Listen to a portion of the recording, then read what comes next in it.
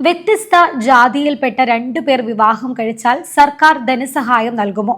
കേരളത്തിൽ മിശ്രവിവാഹം ചെയ്ത ദമ്പതികൾക്ക് ലഭിക്കുന്ന സഹായം എത്രയാണ്? കേന്ദ്ര സർക്കാരിന്റെ പദ്ധതിയിൽ 2.5 ലക്ഷം വരെ ലഭിക്കുമെന്ന വാർത്തകൾ ശരിയാണോ? ആർക്കൊക്കെയാണ് ഈ ആനുകൂല്യത്തിന് അർഹത?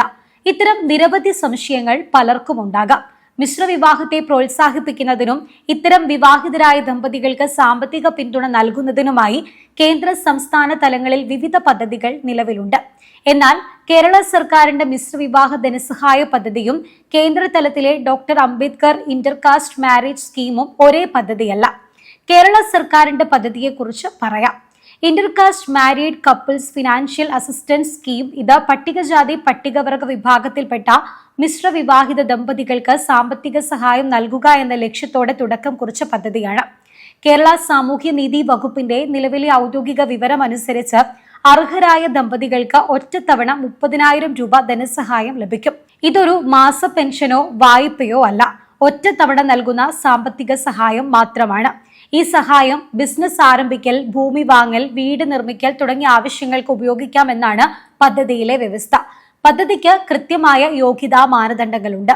ഒന്നാമതായി, ദമ്പതികൾ നിയമപരമായി വിവാഹിതരായിരിക്കണം. രണ്ടാമതായി, ഈ പ്രത്യേക കേരള പദ്ധതിയിൽ SC/ST വിഭാഗത്തിൽപ്പെടാത്ത മിശ്രിത വിവാഹ ദമ്പതികളാണ് ലക്ഷ്യവിഭാഗം. മൂന്നാമതായി, കുടുംബത്തിന്റെ സംയുക്ത വാർഷിക വരുമാനത്തിന് നിശ്ചിത പരിധിയുണ്ട്.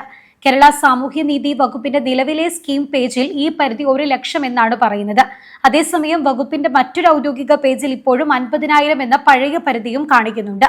അതിനാൽ അപേക്ഷിക്കുന്നതിന് മുൻപ് നിലവിലെ വരുമാന പരിധി ജില്ലാ സാമൂഹ്യനീതി ഓഫീസിൽ നിന്ന് ഉറപ്പാക്കുന്നത് വളരെ പ്രധാനമാണ്.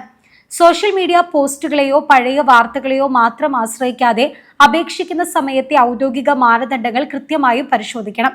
ഇനി പദ്ധതിയുടെ ആനുകൂല്യം ലഭിക്കാൻ എപ്പോൾ അപേക്ഷിക്കണമെന്ന സംശയം മിക്കവർക്കും ഉണ്ടാകാം.